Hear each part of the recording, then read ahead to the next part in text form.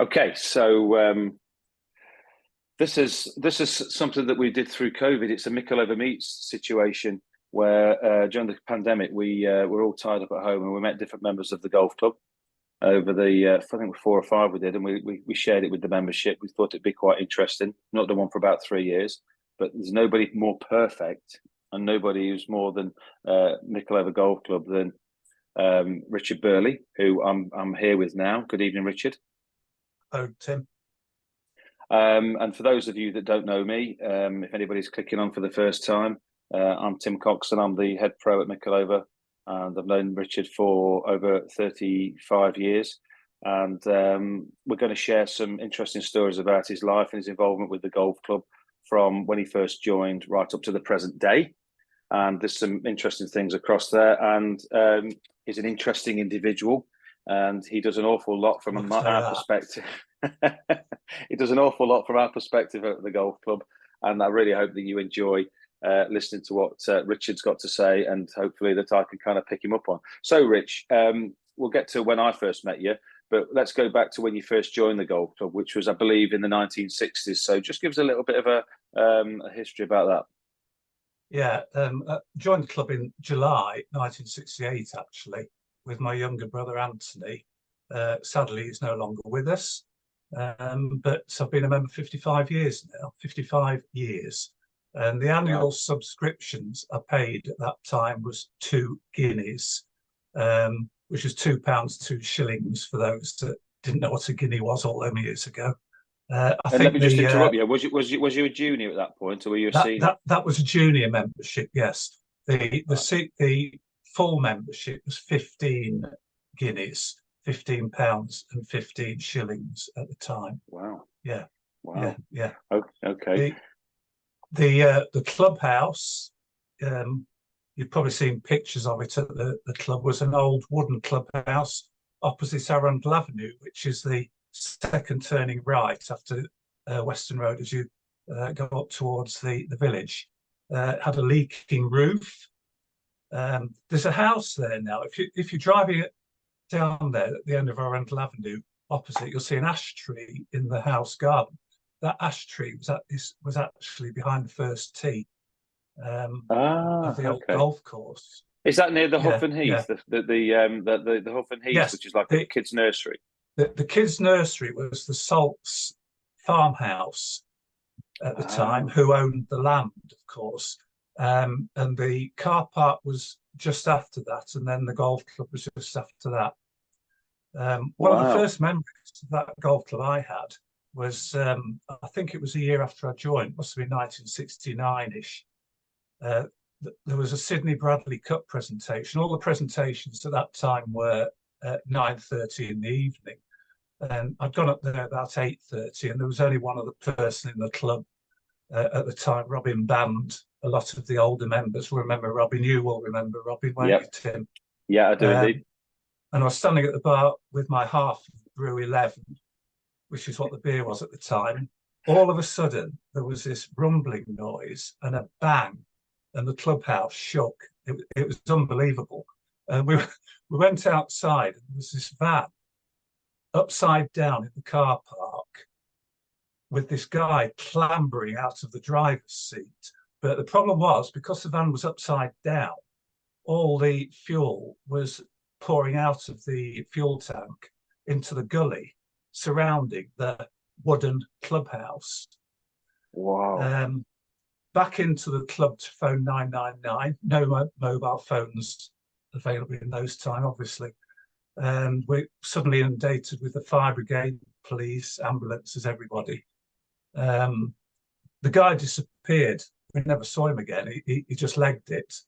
So I'm not quite sure what happened. I don't know what drink drivers were like in the 1960s, but it might have just been.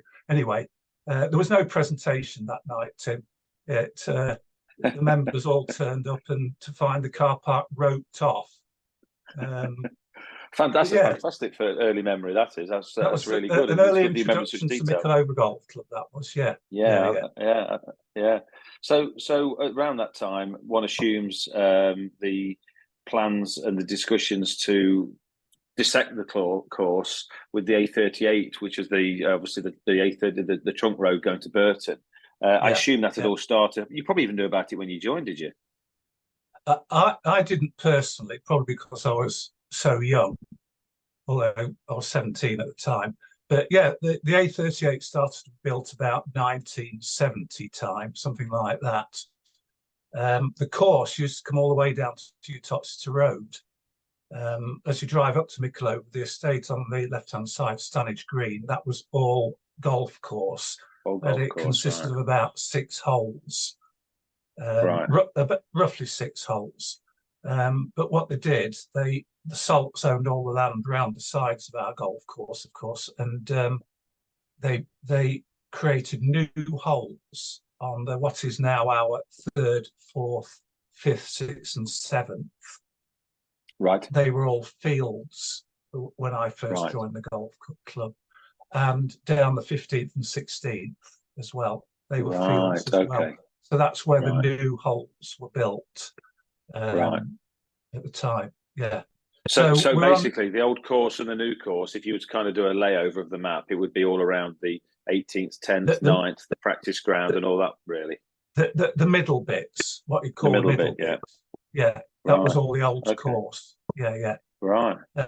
We were on 9 holes for a couple of years. But of course, they were still building the new clubhouse at the time. So what we had to do was I went and picked my clubs up from my locker at the old club and drove up to the new, the current car park, actually. They built the new access road in the car park. But I drove up there on my Honda 50 motorcycle with my clubs on the back. The access road was unmade. The car park was unmade. There was a hut up there, and you just drove up there and played 9 holes, and then it was as simple as that. Yeah. So that obviously was that takes us into the 1970s, obviously, and that took us to, I think it was about 74. I think it was about March 74 from the pictures that are in the clubhouse that I think we reopened for 18 holes. I think there's a picture of Horace and like Nick's Gray, and then you've got Clive and the other notable people, Vic Marks, Trevor Homer, Paul Baxter, all notable amateurs at the Tays. Yeah, they were like the leading amateurs in the United Kingdom, weren't they, at the time? Walker Cup players. That's right, and they did the sort of they played around the very first round of golf on the golf course, which opened the clubhouse and the course all at the same time. I actually caddied for Trevor Homer that day. Oh wow, okay. Again, I was at the club there in the morning, and he just turned up early, and he said to me, well, I could see who he was. I knew his face from the pictures. And he says, I'm just going to go out and play 9 holes practice. Do you want to play with me? I was scared to death. I daren't. So I walked around with him and then caddied for him at the actual round later on during the day. Yeah. Wow. Yes. Wow. Good memories. So going back to carrying on with the 70s then. So what else would you say in that period of time then, as you were kind of obviously getting more involved in the golf club and I remember 1975 because 1975 I won the first major. That was Captain's Day, and I won a 32-piece or 36-piece Royal Crown Derby tea set. You still got it? Yeah, it's in a drawer somewhere. I don't do china cups of tea, Tim. I do mugs. I don't know how much it's worth these days. Probably not very much, but yes, it's still in a box in a drawer somewhere. Yeah. Wow, well done to you. And I joined the entertainment committee. I joined the entertainment committee about that time as well. Sometime in the early 70s. I can't remember exactly when. And very sadly, I'm still on it. Like 50 years. 50 years later. It's pretty sad, isn't it, really? Yeah, but well done. I mean, that's what you call commitment. Yeah. So obviously, this whole discussion and interview, for want of a better phrase, is about really kind of working through your life at the golf club, which takes us through the 60s to the present day. So there's, going through each decade in some kind of interesting manner. So 80s. Now I know something that was really notable that happened in the 80s. But what would you say? You turned up. Well, yeah, I turned up. Now, at this point, I haven't been at the golf club as head pro since the 80s. It was a little after that, but I turned up as a young whippersnapper of his assistant, didn't I, to Steve Hadfield in 1988. It was. Oh, is that when it was? Yeah, it was. Yeah. And what was one of your first jobs, Tim?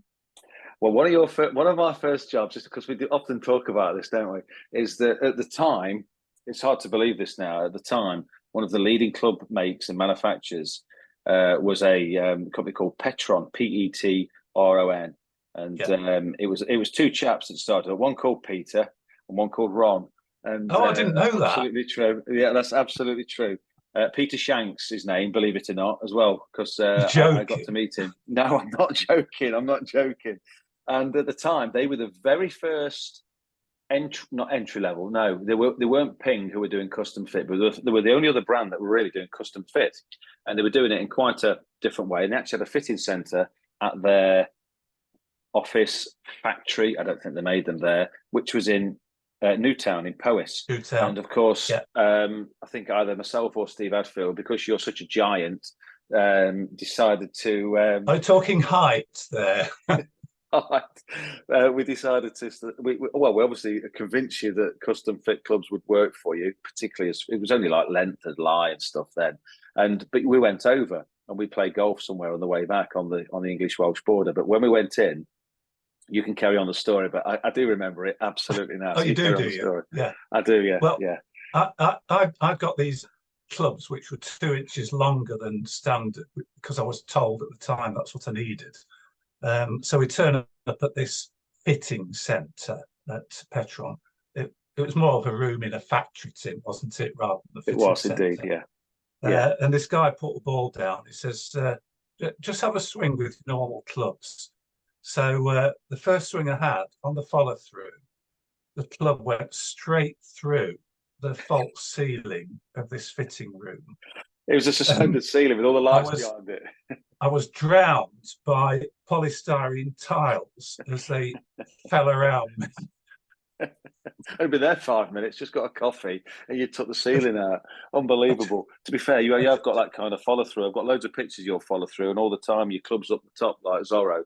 So you didn't fail on that occasion. Fantastic. I do remember that well. There were people from all over the factory, weren't they? All sorts of came running in to see what the hell had happened.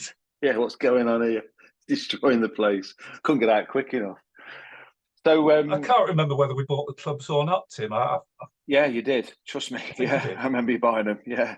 I think I got £20 commission. Something like that. So we go into the 90s, and obviously things.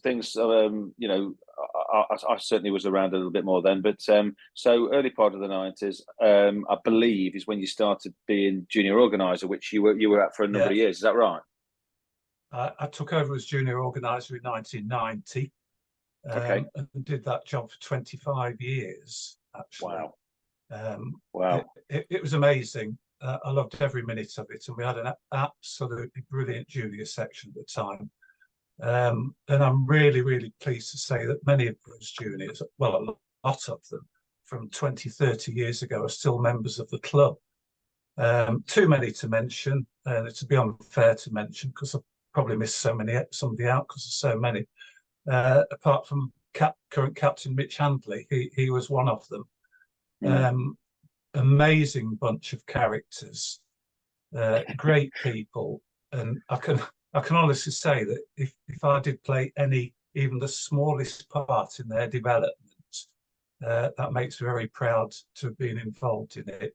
Fantastic. Well, I think one thing that gets overlooked now, because obviously the junior golf has changed to a degree, and I know the junior section is building up nicely now, and we're getting back to somewhere where we used to be. But I remember when I was there in the mid-90s, the junior competitions, you'd have 20, 25 kids in the holidays, and actually just in a junior comp. 30 odd. 30 odd, yeah. Amazing. So you're talking 10 3-balls. Yeah, yeah, it was incredible. I mean, things have changed since. Social media, people, playing on the computers. Junior golf has gone down because of other things that they do these days. But I think it's coming back now, isn't it? You're getting a bit more. I'd say so. Yeah, absolutely. I'd say so. Yeah, but you've done or you did a sterling job there, and I know you still kind of oversee it, and to a degree, and you look after the Junior Open to this present day, which is great. Still do. And of course, you've got you've got now Elliot, kind of if you like a new kid on the block as far as that's concerned. But going back to the 90s, of course, it was before I started. I mean, I came back in '94 as head pro and been there ever since. But a couple of years before, you had the great honour of being the club captain. 1992. Yeah. 1992. Yeah. Great, memorable year. I was obviously still at work then, so because I was only 41 at the time. But so it's quite busy.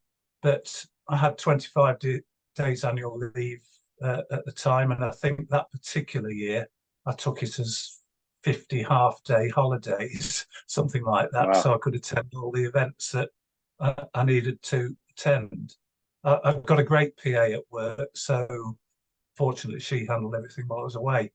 I was very honoured to open the dining room, which opened in 1992. You've probably seen the plaque outside, although that was by default. You probably read it in the centenary booklet that we produced this year. The president that year was Cyril Ibbotson. He was supposed to be opening the dining room. There was a plaque already installed with his name on it, but very sadly, he passed away on the course the day before the opening ceremony.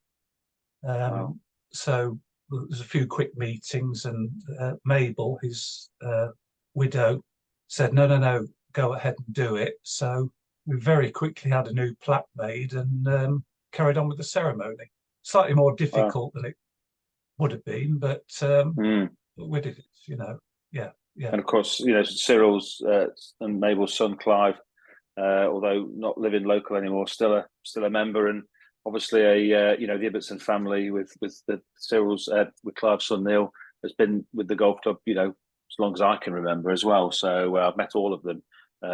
Cyril back when I was an assistant, right through to Clive and Neil now. So yeah, and you've got the trophies. The men play for the Cyril Ibbotson Knockout Foursomes Trophy, and the ladies play for the Mabel Ibbotson Trophy as well. Yes, of course. Yeah. The name's still big in the club. Yeah. So we move into the new millennium. So the club, golf is up and down, and the club's kind of soldiering on, and has got through various setbacks in the 90s. I've come along, and Doug was the secretary at the time, and so worked closely with him. And as we got then into the early 2000s, when you probably turned 50, did you? Yes. I was very fortunate to be able to retire from work in 2001 when I was 50. I'd actually lost my mother to cancer when she was in her 50s, and that kind of thing changes your outlook on life. So I decided to pack it in, and I feel the last 22 odd years dedicating most of my life to helping run the golf club. Purely voluntary, of course. Well, that's worth pointing out, though, isn't it? I mean, you come in a lot, and I know you love it, and I know you come in certainly each weekday, and obviously the competition, but all that work you do, whether it be matching handicap, whether it be things on the club systems and stuff for the bar or anything, is literally voluntary. And and I know a lot of people see you around there and think that you're, I don't know what they think, but I know you're always there, and which is great. I mean, people don't realise, and I'm not just saying that because we're on this interview, how much you do, and it's literally a godsend as far as the golf club are concerned. Tim, I just love doing it. It's I know you do. I know it keeps me busy as well, because I'm also so what else other than golf? Go on. I'm also chairman of the Derby City Football League, which runs all 11-a-side football in Derby. And surrounds for 13 to 18-year-olds. I've been on that committee for 45 years and chairman for the last 25 years or so. You probably spit a bit of a trend here, Tim. When I start doing something, I just keep doing it. The answer about why will probably come out later in this chat, you know. But yeah, the golf club stuff, I probably do about 30 hours a week, something like that, including working from home in that. Obviously help out Graham in the secretary's office. Odd jobs. I was in the pond a couple of weeks ago cutting some overgrown willow trees back. You see, there's three reasons you go into the pond. You're either cutting the overgrown willow trees back, you're I'm not retrieving looking for your trolley, or you're retrieving your trolley after it's gone in. Because I think that went in once, didn't it? We're not talking about the trolley that went in the pond once, Tim. Yeah. Thanks for reminding me about that. But, I mean, the current job, Batch and Handicap, you probably think that at this time of the year there's not a lot to do, you know, no competitions to run. It's not quite like that, because I've just sent all the trophies off to the engravers for engraving. There's 92 competitions next year, which all have to be set up on the BRST booking system. They've also got to be set up separately on the competition Club V1 system. And the club obviously is moving towards inclusivity next year. So that's meant rewriting all the rules. And Plenty England Golf, sorry? Plenty to do. Yeah. But the other thing that a lot of members, I don't know when this is going to go out, but probably won't know about this, but England Golf have just decided to change the World Handicap System rules to change the way handicaps are worked out as well. So all the new rules that we put out have got to include these changes as well. So it's quite busy at the moment, but love it. But you love it. You love it. Yeah. And then just probably a good opportunity to talk about your golfing side of the family. So let's just quickly go on to your nephew, Ashley, who's over in Australia at the minute. But Ashley was a scratch team player, low handicap golfer. I've known him since he was probably 4 or 5 or 6. I'm not sure how old he is now. I know he's just had a little baby living in Australia, but his name's on the honours board quite a lot, and people see that. But of course, again, the early days, which is from my perspective, was your brother Anthony, who was also a 4, 5, 6 handicap golfer and very competent. Certainly was. Yeah. It was a tough time in the 2010s, because Anthony had been diagnosed with multiple sclerosis about 2000, something like that. And he actually passed away in 2010. But shockingly, really, his wife, Sandra, died 3 months before he did, very suddenly. So sort of within 3 months of each other, both in the 50s, again, a bit like my mother, they both passed away very suddenly, leaving Ashley and Maisie, my wonderful nephew and niece, with no parents. Fortunately, they were 21 and 2017 at 21 and 17 at the time. So, you know, they could look after themselves, but I had to sort of muck in and manage the house and the admin for them for a couple of years. But they're both out in the wide world now. As you say, Ashley's in Sydney with his partner Renee, having just produced a great niece for me, a gorgeous baby girl called Lucy Rose. She's coming over. Well, I think they're coming over shortly, so I'm looking forward to meeting her. That's great. Maisie, she's pursued her career of looking after animals. She absolutely adores animals, and she's working as one of the head zookeepers at Whipsnade Zoo down in Leighton Buzzard. So they've done very well, and both nice. Well, they've done fantastic. Nice kids, but they're 30. Great kids, such strong characters. Because to go through what they had to go through at the time was absolutely unbelievable. Very sad. Yeah. So from again, I'm going to talk to you now something about what I know was a bucket list thing for you to do, and again, I've been fortunate to do it, but you did it before me. Was go to the Masters, wasn't it? Yeah. 2017. Just describe that. Oh, Tim, it's impossible. I mean, the first thing is that when I was younger, a trip to Augusta National was not possible. You know, but I don't know what changed, but suddenly they made it possible, didn't they? Yeah, they did.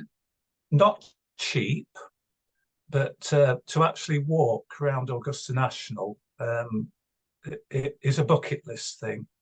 I can't describe the feeling. It's sort of giving me shivers down my spine now, just even talking about it. And I'm sure you're the same, because you went, Absolutely. you? Yeah, Did you did, go yeah. a couple of years? Yeah, yeah. We went twice, yeah, yeah.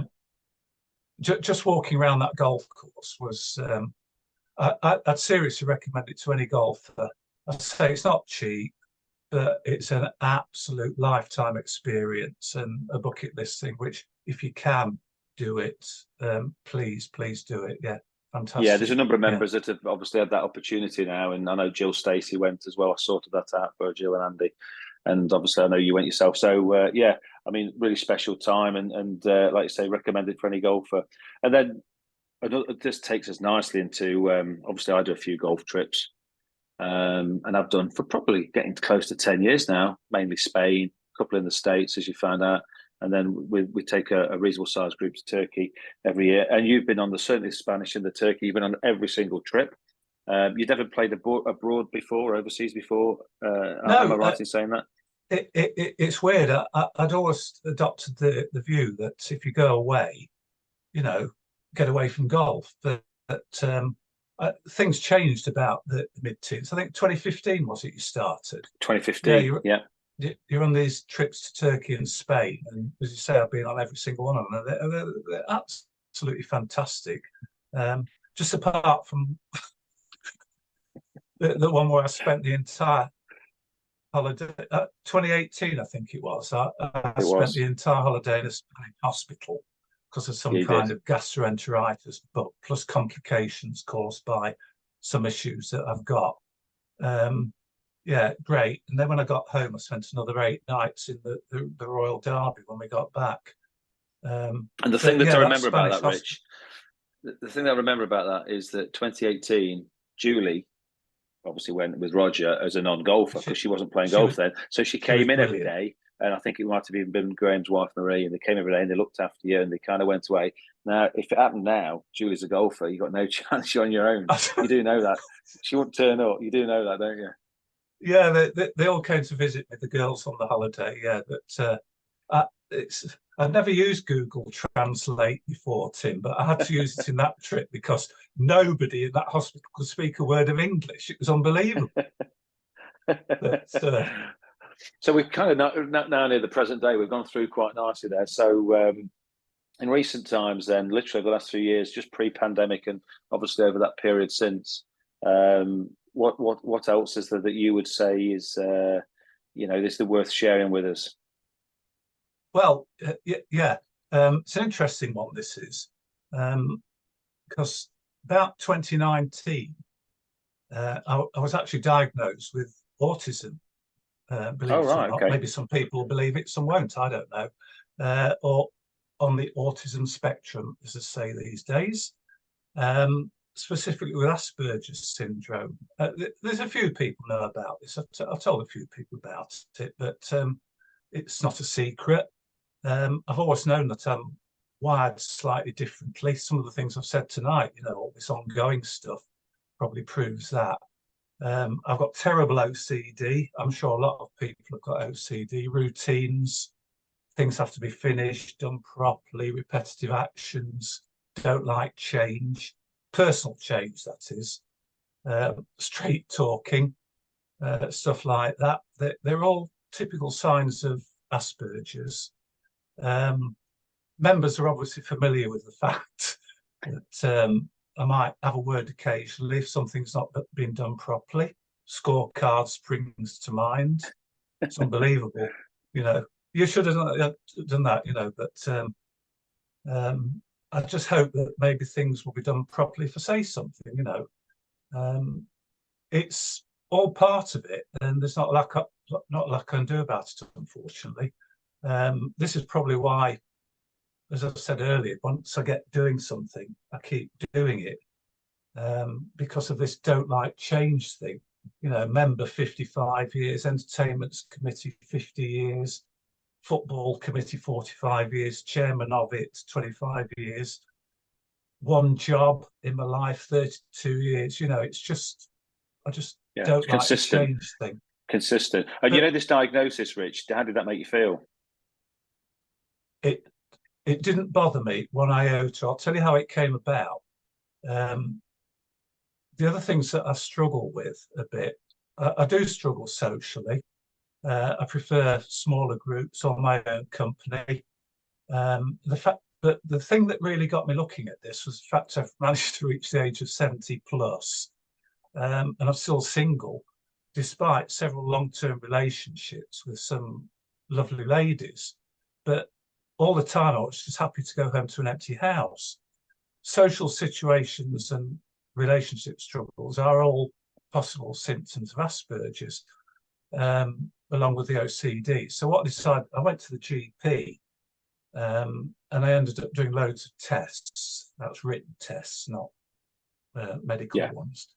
And as a result of that, I was referred to an adult autism clinic, where after, when I eventually got there, I had a 4.5-hour assessment.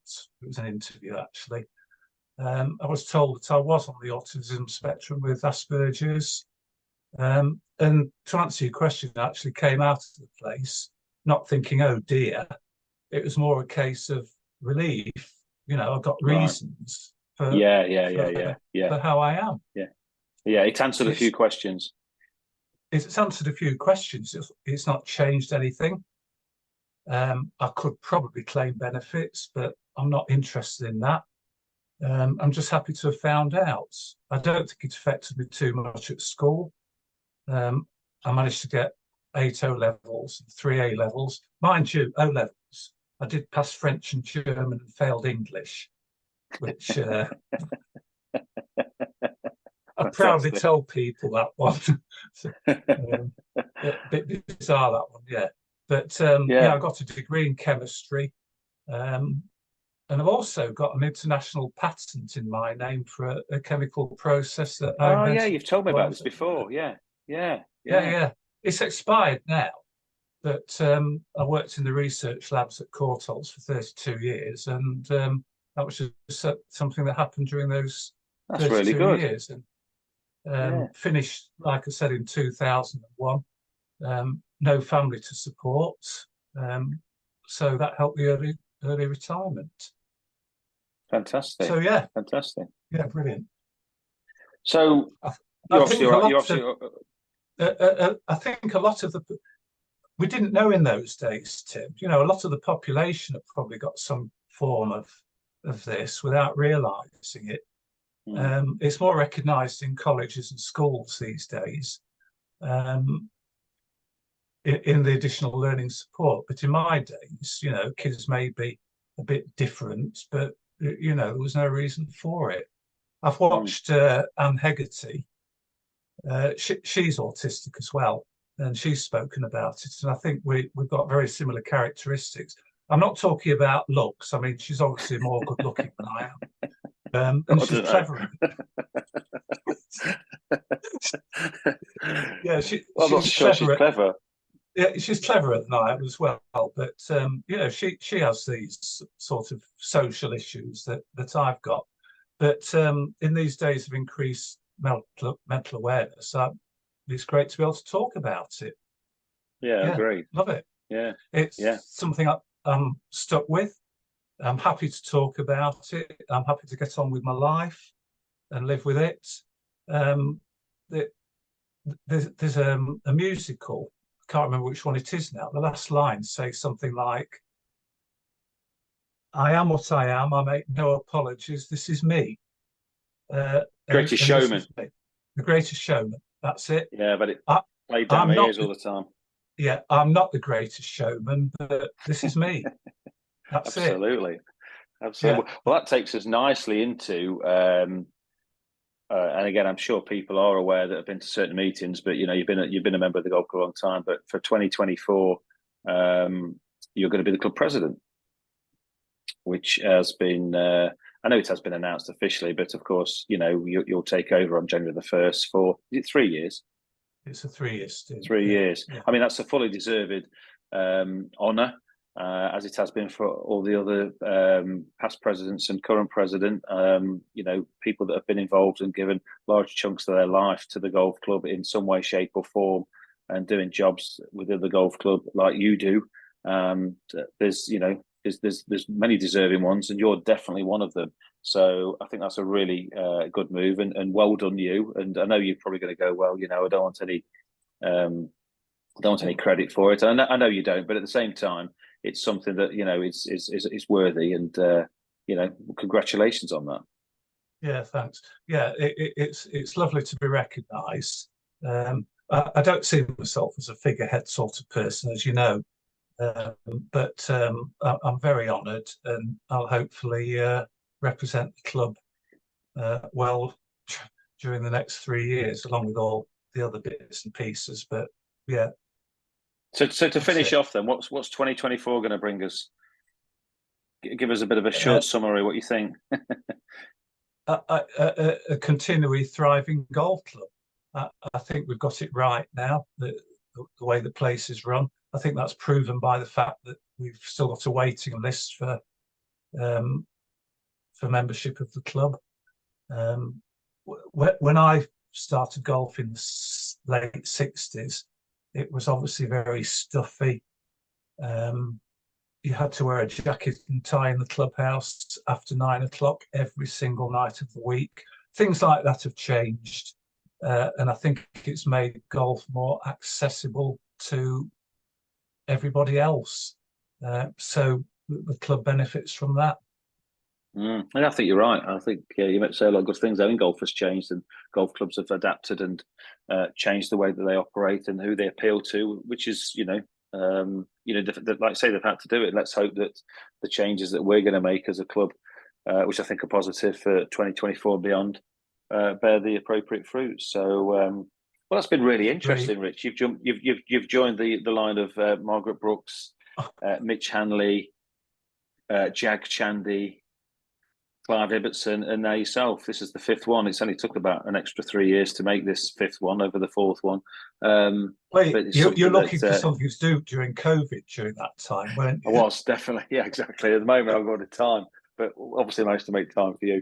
But that's been really good. I mean, a really interesting video resume, really, of your golfing life within Mickleover from back in over 55 years ago, which is amazing. That's fantastic. So yeah. There you go, ladies and gentlemen. Thanks, Richard. There you go, ladies and gentlemen, and everybody that's had the patience to listen in and hopefully acquaint themselves with Richard. Is that what the football is? That's what they do. They do for a bit anyway, and they do a bit of that. Yeah, that's what you've got to do. Perfect. Well, that's it. End of recording, and we will we'll see you soon. So thank you very much.